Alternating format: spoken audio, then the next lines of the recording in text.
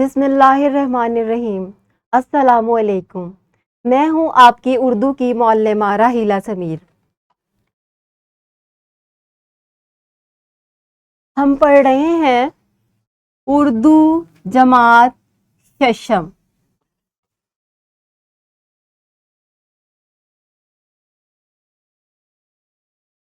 باب ہمارا سوم ہے، عنوان جس کا ہے اقبالیات و شخصیات۔ سبق 3.1 اور اس کا عنوان ہے یوم اقبال۔ ٹھیک ہے، صلاحیت آج ہم سیکھیں گے زبان شناسی کی۔ حاصل تعلم ہے فعل کی اقسام، با لحاظ معنی کی پہچان اور استعمال کر سکیں۔ تمہیدی سرگرمی دیکھ لیتے ہیں۔ فعل، فاعل، مفعول۔ پیارے بچوں، آپ نے ابتدائی جماعتوں میں فعل، فاعل اور مفعول کے بارے میں پڑھا ہوگا کہ فعل کسے کہتے ہیں۔ کوئی بچہ مجھے بتائے گا فعل کسے کہتے ہیں؟ شاباش، کام کو فعل کہتے ہیں۔ اس تصویر میں دیکھیے کون کون کام کر رہا ہے، کیا کام ہو رہا ہے۔ یہ شخص جو ہے وہ پڑھ رہا ہے، پڑھنا جو ہے وہ کام ہے۔ یہ شخص چڑیوں کو دانا ڈال رہا ہے، دانا ڈالنا کام ہے۔ ٹھیک ہے، اسی طرح بچے جھولا جھول رہے ہیں، جھولنا جو ہے وہ بھی کام ہے۔ بچی پتنگ اڑا رہی ہے، اڑانا جو ہے یہ بھی کام ہے۔ اس کے علاوہ بھی اس تصویر میں اور بھی بہت سارے فعل ہیں جو کہ آپ نے تلاش کرنے ہیں۔ اب ہم دیکھ لیتے ہیں فاعل کسے کہتے ہیں۔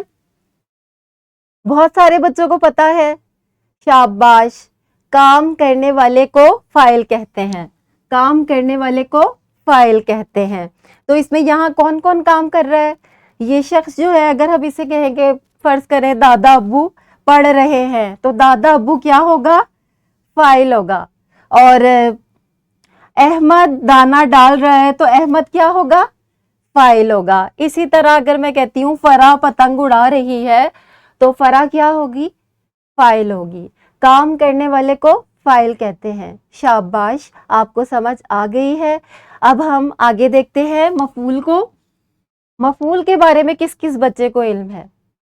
شاباش، مجھے پتا ہے کہ بہت سارے بچے جانتے ہیں کہ مفعول کسے کہتے ہیں۔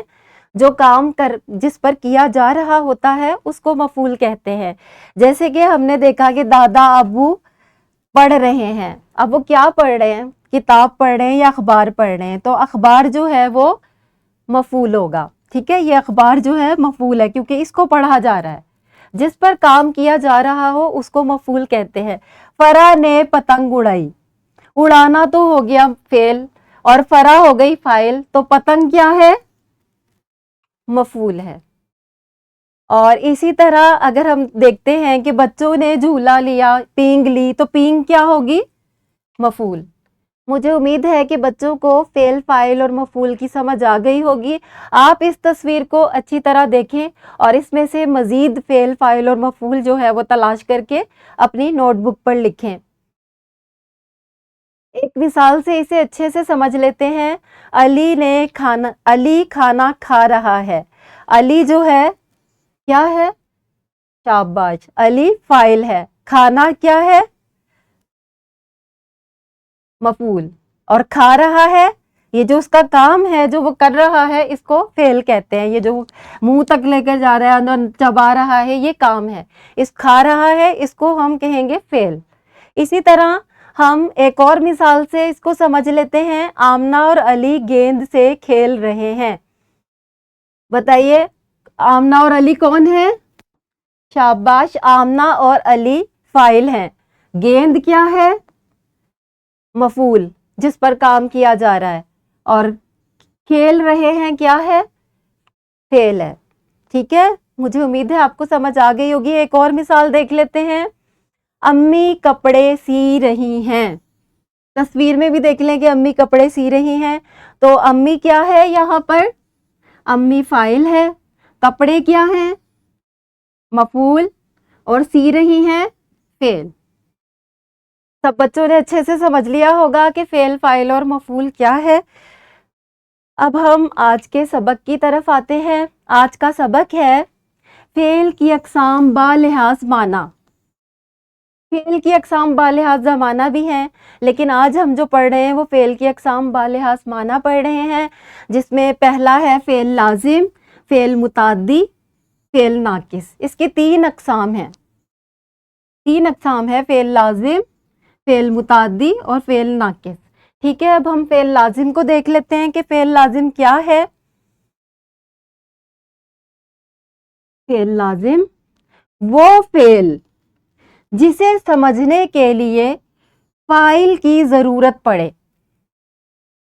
جیسے اسلم اٹھا، اسلم جو ہے وہ فاعل ہے اور اٹھا جو ہے فعل ناقص ہے. احمد جاگا، احمد فاعل، جاگا جو ہے وہ فعل لازم ہے. پرندہ اڑا، پرندہ فاعل ہے اور اڑا فعل لازم ہے. اس کو سمجھنے کے لیے فعل لازم کو ہمیں فاعل کی ضرورت پڑتی ہے. اگر میں کہتی ہوں صرف اٹھا تو ہمیں پتہ نہیں چلے گا کہ کون اٹھا. اسلم اس میں لکھا ہوا ہے اسلم اٹھا، اگر میں صرف کہتی ہوں اٹھا تو کون اٹھا، احمد اٹھا، انور اٹھا یا کوئی اور. تو اسے سمجھنے کے لیے ہمیں فاعل لگانا ضروری ہے.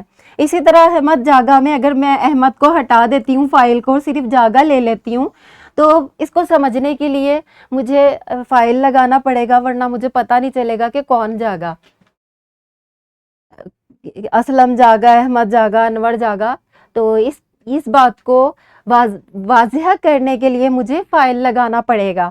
اسی طرح پرندہ اڑا، اگر میں فاعل ہٹا دوں اور صرف اڑا لے لوں تو اسے بھی سمجھنے کے لیے لازم فاعل لگانا پڑے گا کہ کون اڑا. ٹھیک ہے، اور فعل لازم کا جملہ بنانے کے لیے پہلے ہمیں فاعل چاہیے، پھر فعل چاہیے. اس طرح فعل لازم کا جملہ بن جاتا ہے. اس کو ہم مثالوں سے سمجھ لیتے ہیں.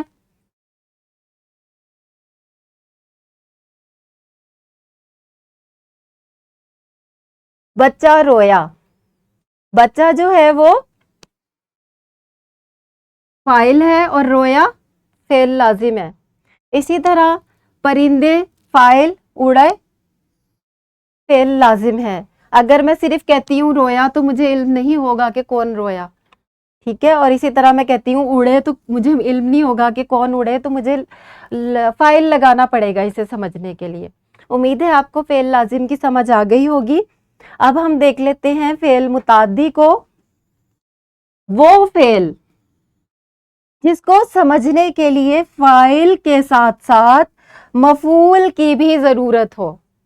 فعل لازم میں تو ہمیں صرف فاعل کی ضرورت تھی، لیکن فعل متعدی میں ہمیں فاعل بھی چاہیے، مفعول بھی چاہیے. پھر کہیں جا کے یہ قابل فہم ہوگا. فعل متعدی اس میں کیا کیا چاہیے، ہمیں فاعل چاہیے، مفعول چاہیے، فعل چاہیے. اس کے بعد فعل متعدی کا جملہ بن جاتا ہے. اس کو مثالوں سے سمجھ لیتے ہیں.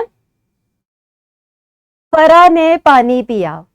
اس میں فرا جو ہے وہ فاعل ہے، پانی جو ہے وہ مفعول ہے اور پیا فعل. یہ تینوں چیزیں مل کر ایک بات کو قابل فہم بنا رہی ہیں. پیا کو جو کہ فعل متعدی ہے، اس کو قابل فہم بنا رہی ہیں. ٹھیک ہے، اسی طرح اب ہم دیکھ لیتے ہیں. آمنہ نے قلم سے لکھا. آمنہ کیا ہے، آمنہ فاعل ہے. ٹھیک ہے، قلم جو ہے وہ مفعول ہے اور لکھا فعل ہے، فعل متعدی ہے. اگر ہم صرف لکھا کہیں گے تو ہمیں سمجھ نہیں آئے گی. اسے سمجھنے کے لیے ہمیں فاعل بھی لگانا پڑے گا اور مفعول بھی لگانا پڑے گا. ایک اور اس کی پہچان یہ ہے کہ مفعول سے پہلے فعل متعدی کے جملوں میں نے آتا ہے. ٹھیک ہے، یہ بھی آپ نے ذہن میں رکھنا ہے. اب ہم فعل ناقص کے بارے میں پڑھ لیتے ہیں. فعل ناقص کیا ہے، وہ فعل ہے جو اپنے معنی نہ دے بلکہ دوسروں کے ساتھ مل کر معنی پیدا کرے. فعل ناقص کے فاعل کو مبتدا کہا جاتا ہے، اور اس میں مبتدا کے لیے جو صفت استعمال ہو اس کو خبر کہتے ہیں. ٹھیک ہے، اس میں جو ہے یہ بات آپ نے یاد رکھنی ہے، فاعل کو مبتدا کہا جاتا ہے اور اس مبتدا کے بارے میں کوئی بات کی جاتی ہے، کوئی صفت بیان کی جاتی ہے جس کو خبر کہتے ہیں. ٹھیک ہے، اور اس میں فعل جو ہے وہ ناقص استعمال ہوتا ہے، وہ بھی ہم آپ کو مثالوں سے سمجھائیں گے. اس میں جملہ بنانے کے لیے پہلے مبتدا، پھر خبر اور پھر فعل ناقص. اس کو مثالوں سے سمجھ لیتے ہیں. انور بیمار ہے. اس میں انور جو ہے وہ مبتدا ہے, ٹھیک ہے, اور بیمار جو ہے وہ خبر ہے کہ انور کو کیا ہوا ہے. خبر ہمیں بتائی جا رہی ہے کہ وہ بیمار ہے, اور ہے جو ہے وہ فعل ناقص ہے. کیونکہ ہم اس کو ہے کو فعل نہیں کہہ سکتے, اس لیے اس کو فعل ناقص کہہ رہے ہیں. ناقص کا مطلب ہوتا ہے جو کہ جس میں کوئی نقص ہو یا جس میں کمزوری ہو. تو یہ پوری طرح فعل نہیں ہے بلکہ فعل ناقص ہے, اور اس کے اپنے کوئی معنی بھی نہیں ہے. یہ کسی کے ساتھ مل کر, مبتدا اور خبر کے ساتھ مل کر معنی دیتا ہے, ٹھیک ہے. آسمان نیلا تھا. اب اس میں بتائیے مبتدا کیا ہے. مبتدا آسمان ہے, خبر کیا دی جا رہی ہے, نیلا, جو آپ کو بتایا گیا ہے کہ صفت بتائی جاتی ہے, اور تھا جو ہے وہ کیا ہے, وہ فعل ناقص ہے. مجھے امید ہے آپ کو فعل لازم اور فعل متعدی اور فعل ناقص کی سمجھ آ گئی ہوگی. اب ہم سرگرمی دیکھ لیتے ہیں. ہر بچے نے یہ سرگرمی کرنی ہے. سبق یوم اقبال سے فعل لازم, فعل متعدی اور فعل ناقص کے دو جملے تلاش کر کے آپ نے اپنی نوٹ بک پر لکھنے ہیں. بچے کمرہ جماعت کے بچے جو ہیں وہ 4 بچوں کے گروہ بنا لیں یا سازہ کرم بنا دیں, اور پھر آپ نے درج ذیل جملوں کا تعلق فعل کی کس قسم سے ہے یہ آپ نے بتانا ہے مل کر, ٹھیک ہے. کہ نسیم بیمار ہے, وہ انگور کھٹے ہیں, فرزانہ اسکول گئی, زبیر نے سبق پڑھا, یہ دیوار اونچی ہے. ان جملوں کو آپ نے بتانا ہے کہ ان کا تعلق فعل کی کس قسم سے ہے. یہ آپ کی درسی کتاب سے لی گئی مشق ہے. اس میں آپ نے درج ذیل میں سے فعل لازم, فعل متعدی, فعل ناقص کے جملے الگ الگ کر کے اپنی نوٹ بک پر لکھنے ہیں. یہ ورک شیٹ آپ کو دی گئی ہے, ٹھیک ہے. اساتذہ کرام آپ کو کلاس میں تقسیم کر دیں گے, یہ بھی آپ نے کرنی ہے. تو اس سے بہت زیادہ واضح ہو جائے گا کہ فعل کی اقسام بالحاظ معنی کیا ہیں. گھر کا کام کیا ہے. گھر کا کام یہ ہے کہ فعل لازم, فعل متعدی اور فعل ناقص کے تین جملے آپ نے تحریر کرنے ہیں. کس پر تحریر کرنے ہیں؟ اپنی نوٹ بک پر. مجھے امید ہے آپ سب بچوں کو فعل کی اقسام بالحاظ معنی بہت اچھے طریقے سے سمجھ آ گئی ہوں گی. میں نے آپ کو مثالوں سے بھی سمجھایا ہے. ملتے ہیں اگلے لیکچر میں. شکریہ.